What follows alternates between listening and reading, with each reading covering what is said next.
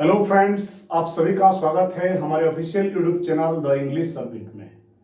दोस्तों, इन दिनों हम प्रेजेंट, पास्ट, फ्यूचर टेंस से संबंधित एरर के सेशन आपको दे रहे हैं। दोस्तों, पिछले 2 सेशनों में दोस्तों मैंने प्रेजेंट टेंस अर्थात प्रेजेंट इंडेफिनाइट, प्रेजेंट कॉन्टिन्यूअस और प्रेजेंट परफेक्ट और प्रेजेंट परफेक्ट कॉन्टिन्यूअस टेंस पर आधारित एरर का सवाल कराए थे। दोस्तों, आज के सेशन में भी हम उसी सीरीज को कंटिन्यू करेंगे दोस्तों, और आज हम पास्ट इंडेफिनाइट से संबंधित क्वेश्चन करेंगे जो पर्टिकुलरली सभी परीक्षाओं में बहुत पूछे जाते हैं। दोस्तों, आजकल आप बीएड एंट्रांस, सीयूटी एंट्रांस, बहुत सारे एंट्रांस भी देने वाले हैं तथा और भी कॉम्पिटिटिव एग्जाम्स हैं, उनमें टेंस से संबंधित जो क्वेश्चंस आते हैं, आप अगर इन सेशनों को ठीक से देख लिया, समझ लिया तो काफी हद तक आप अच्छा परफॉर्म कर सकते हैं। दोस्तों, आइए स्टार्ट करते हैं।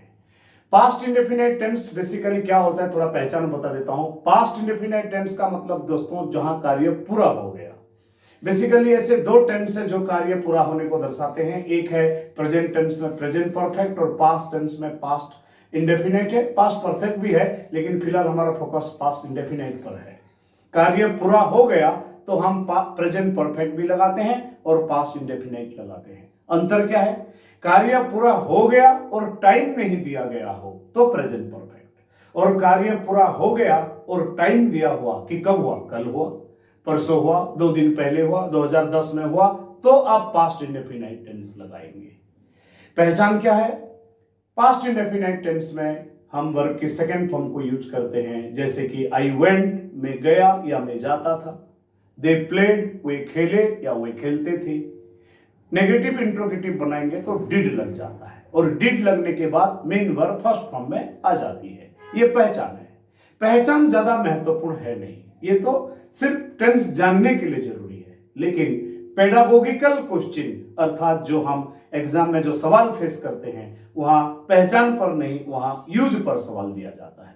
आइए स्टार्ट करते हैं। पहला question, He has submitted his application yesterday। जैसा कि मैंने आपको बताया था, यहां पर देख लीजिए, yesterday टाइम दे दिया है। कार्य पूरा हो गया लेकिन टाइम दे दिया है। अगर ये टाइम नहीं दिया होता तो हैज सबमिटेड सही होता, बट यहां टाइम दे दिया है yesterday, तो हैज सबमिटेड नहीं होगा। हमें हैज को रिमूव करना पड़ेगा। सिर्फ वर्ब की सेकंड फॉर्म अर्थात पास्ट इंडेफिनाइट टेंस, अर्थात सही रूप होगा ही सबमिटेड हिज एप्लीकेशन यस्टरडे। समझ में आगे होगी आपको? क्योंकि यहां पर यस्टरडे टाइम दिया हुआ है, इसीलिए हमें पास्ट इंडेफिनाइट यूज करना है, प्रेजेंट परफेक्ट नहीं। दूसरा क्वेश्चन दोस्तों, Lata Mangeshkar has received a number of awards. जो लोग जीवित नहीं हैं, जिनका डेथ हो चुकी है, जो लोग डेड हो गए, उनके कार्यों के बारे में जानकारी देंगे कि उन्होंने क्या क्या किया, तो पास्ट इंडेफिनाइट यूज करेंगे। और जो लोग लिविंग हैं, अलाइव हैं, जीवित हैं, उनके बारे में जानकारी देंगे कि उन्होंने क्या क्या किया है, तो प्रेजेंट परफेक्ट। ये रूल हो गया दोस्तों। जो लोग डेड, मर गए, डेथ हो चुकी है, उनके बारे में जानकारी देंगे उन्होंने क्या क्या किया, तो पास्ट इंडेफिनाइट।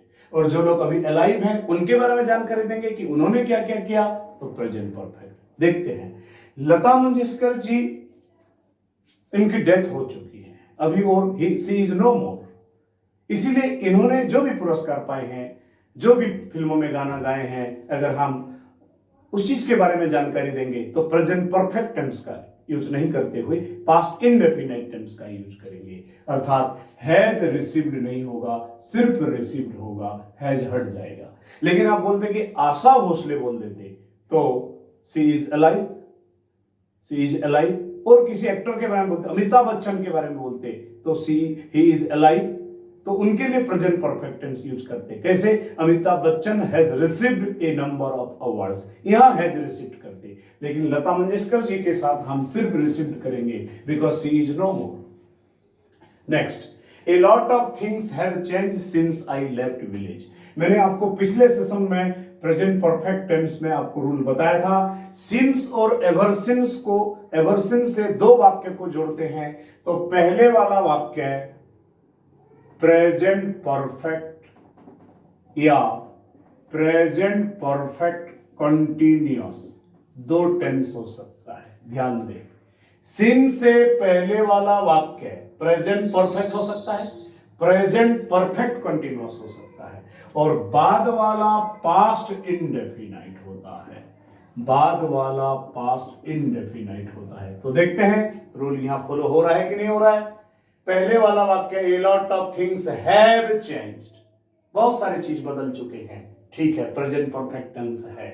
बाद वाला जब से मैंने गांव छोड़ा, ये टेंस मैच नहीं कर रही है। यहां पर ये जो हैव लेफ्ट है, इसके जगह पर दोस्तों सिर्फ लेफ्ट हो जाएगा, हैव हट जाएगा, पास्ट इंडेफिनिट टेंस चाहिए।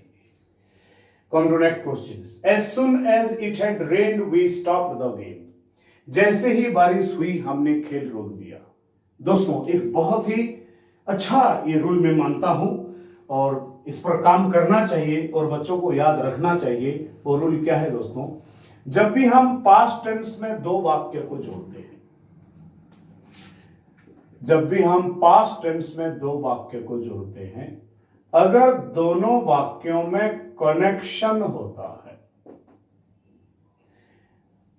एक के वजह से दूसरा हुआ, कैजुअल रिलेशनशिप होता है, कॉजल वाला, CAUSAL कॉजल रिलेशनशिप होता है दोनों भागों में। ध्यान दें, जब हम पास्ट टेंस में दो वाक्यों को जोड़ेंगे, सेंटेंस 1 सेंटेंस 2 जोड़ेंगे, अगर दोनों वाक्यों में कनेक्शन होता है, संबंध होता है, कॉजल रिलेशनशिप, एक के वजह से ही दूसरा हुआ, ठीक है, पास्ट टेंस में दो वाक्य को जोड़ते हैं और दोनों में संबंध होता है, एक के वजह से ही दूसरा हुआ, तो दोनों तरफ पास्ट इंडेफिनाइट होगा। तब दोस्तों दोनों तरफ पास्ट इंडेफिनाइट होगा, ये भी और ये भी। मैं आपको इस डायग्राम के माध्यम से समझा दिया। देखिए पास्ट टेंस, दो सेंटेंस, दोनों के बीच में कनेक्शन, कॉज वाला, कॉजल रिलेशनशिप, तो दोनों वाक्य पास्ट इंडेफिनाइट होंगे। आप इस डायग्राम से समझ सकते हैं। जैसे यहां देख लीजिए, जैसे ही बारिश हुई, जैसे ही बारिश हुई हमने खेल रोक दिया। दो वाक्य हैं, बारिश हुई और खेल रोक दिया। क्या दोनों में संबंध है बताइए आप? निश्चित रूप से yes, there is connection, there is causal relationship between this two sentences. बारिश होने के वजह से ही खेल को रोका, बारिश हुई तो खेल रोका, तो संबंध है, दोनों तरफ पास्ट इंडेफिनाइट होना चाहिए। जैसे कि ये देखिए, ये गलत है, यहां हमने पास्ट परफेक्ट कर दिया, हेड हट जाएगा, सिर्फ इट रेन्ड होगा। As soon as it rained, we stopped the game होगा। अगला सेंटेंस देखिए, as soon as we started the game, it rained। अर्थ देखिए, जैसे ही हम खेल शुरू किए बारिश हो गई। दूसरा रूल, अभी आपको मैं बता रहा था, पास्ट टेंस में दो वाक्य को जोड़ते हैं, दोनों में संबंध होता है, तो दोनों तरफ पास्ट इंडेफिनाइट। लेकिन अगर दोनों में संबंध नहीं होता है, इस डायग्राम को हम ऐसे बना देंगे, पास्ट टेंस, दो sentence, sentence 1 sentence 2, no connection, no connection. Past tense, दो सेंटेंस, नो कनेक्शन, कोई कनेक्शन नहीं, तब पहले वाला वाक्य अर्थात जिस भाग में कंजंक्शन लगता है वो हो जाएगा पास्ट परफेक्ट, और दूसरा वाला वाक्य हो जाएगा पास्ट इंडेफिनाइट। ठीक है, कनेक्शन है तो दोनों तरफ पास्ट इंडेफिनाइट, कनेक्शन नहीं है तो जिस भाग में कंजंक्शन लगेगा वो पास्ट परफेक्ट और दूसरा भाग पास्ट इंडेफिनाइट। देखते हैं, पहले में तो संबंध था इसलिए दोनों तरफ पास्ट इंडेफिनाइट करना था, हमें कर दिया। दूसरे वाक्य में संबंध है, क्या देखते हैं, जैसे ही हमने खेल शुरू किया बारिश हो गई। क्या खेल शुरू करने के वजह से बारिश हुई? निश्चित रूप से नहीं, अर्थात दोनों घटनाओं में संबंध नहीं है, दोनों अलग अलग हैं। इस स्थिति में हमें as soon as वाला भाग को पास्ट परफेक्ट करना पड़ेगा, we had started, had जोड़ना पड़ेगा, और बाद वाला पास्ट इंडेफिनिट सही है, पहले में आपको had जोड़ना पड़ेगा। Next question number 6, when she was riding the scooter she was falling down। दोस्तों इंग्लिश में एक रूल है पास्ट टेंस में, एक है लॉन्ग एक्शन, और एक दूसरा शॉर्ट एक्शन। दोस्तों लॉन्ग एक्शन के लिए पास्ट कंटिन्यूअस टेंस यूज होता है और शॉर्ट एक्शन के लिए पास्ट इंडेफिनिट। ध्यान रखें, लॉन्ग एक्शन के लिए पास्ट कंटिन्यूअस, शॉर्ट एक्शन के लिए पास्ट इंडेफिनिट। देख लीजिए वाक्य को। When she was riding the scooter, जब वो स्कूटर चला रही थी, तो स्कूटर पहले से चला रही थी, इट्स लॉन्ग एक्शन। चला रही थी का मतलब पहले से चला रही थी, लॉन्ग एक्शन को दर्शा रहा है, पास्ट कंटिन्यूअस टेंस से ही चला रही थी। और दूसरा गिर रही थी नहीं होगा, जब वो स्कूटर चला रही थी तो गिर रही थी नहीं, गिर जाने में बहुत समय नहीं लगता है, ये शॉर्ट एक्शन है। गिर जाना शॉर्ट एक्शन, इसको हम गिर रही थी नहीं बोलेंगे, गिर गई बोलेंगे। तो इसके लिए हमें सी फेल डाउन लगाना पड़ेगा दोस्तों। Next, I had completed my post graduation in 2003। हमने यहां पास्ट परफेक्ट टेंस लगा दिया, ये गलत है। कितना भी अतीत हो, एक सिंपल सेंटेंस है, वाक्य एक ही है, वाक्य एक ही है, दो वाक्य को नहीं जोड़ा गया है और वाक्य एक ही है, तो कितना भी अतीत की बात हो आप पास्ट इंडेफिनिट यूज करेंगे। आपने ग्रेजुएशन चाहे 1901 में किया, आपने ग्रेजुएशन चाहे 1947 में किया, आपने ग्रेजुएशन चाहे 2001 में किया, आपने ग्रेजुएशन चाहे 2022 में किया, 2021 में किया, आपको पास्ट इंडेफिनिट टेंस लगाना पड़ेगा। अगर सेंटेंस एक ही है, सिंपल सेंटेंस, तो ये गलत है दोस्तों। यहां पर आई हैड कंप्लीटेड में हैड को हमें हटाना पड़ेगा, सिर्फ कंप्लीटेड पास्ट इंडेफिनिट टेंस होगा। Next, if only my brother gets a government job, काश मेरे भाई को एक सरकारी नौकरी मिल जाती। दोस्तों अनफुलफिल्ड कंडीशन, अनफुलफिल्ड कंडीशन अर्थात अनरियल पास्ट, जो वाक्य इमेजिनरी होते हैं, जो वाक्य इमेजिनरी होते हैं अर्थात अनरियल पास्ट, ध्यान रखें, इमेजिनरी अनरियल पास्ट, तो दोस्तों उसके लिए हमें पास्ट इंडेफिनाइट टेंस यूज करना पड़ता है। पास्ट इंडेफिनाइट, अनरियल पास्ट के लिए पास्ट इंडेफिनाइट टेंस यूज करना पड़ता है, जैसे कि इफ ओनली, काश वाले वाक्य। तो यहां काश मेरे भाई को सरकारी नौकरी मिल जाती, ये गेट्स गलत है दोस्तों, इसके जगह पर गॉट हो जाएगा। Next, it is high time we should organise a meeting. दोस्तों it is high time, it is about time के बाद जो भी सेंटेंस आता है उसमें पास्ट इंडेफिनाइट टेंस लगता है। शुड ऑर्गेनाइज गलत है, शुड पास्ट इंडेफिनाइट टेंस लगेगा। कहां?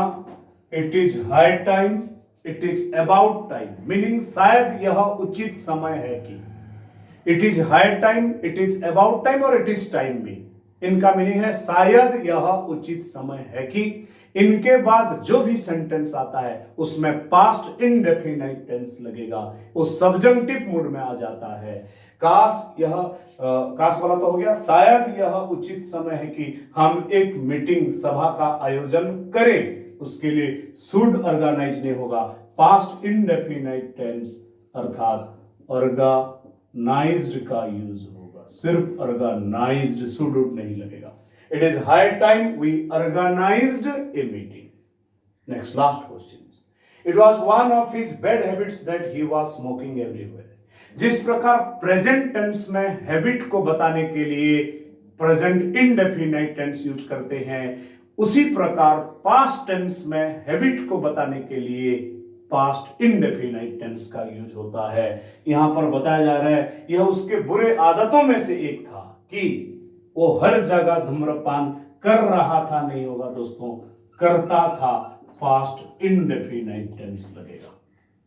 They are the most important questions on the use of past indefinite tense दोस्तों, and frequently asked in the examinations. आप इन सेशनों को ठीक से करिए, अभ्यास करिए और देखिएगा आपको बहुत फायदा मिलेगा इन चीजों से। थैंक यू फॉर वॉचिंग दोस्तों, आज के लिए इतना। All the best.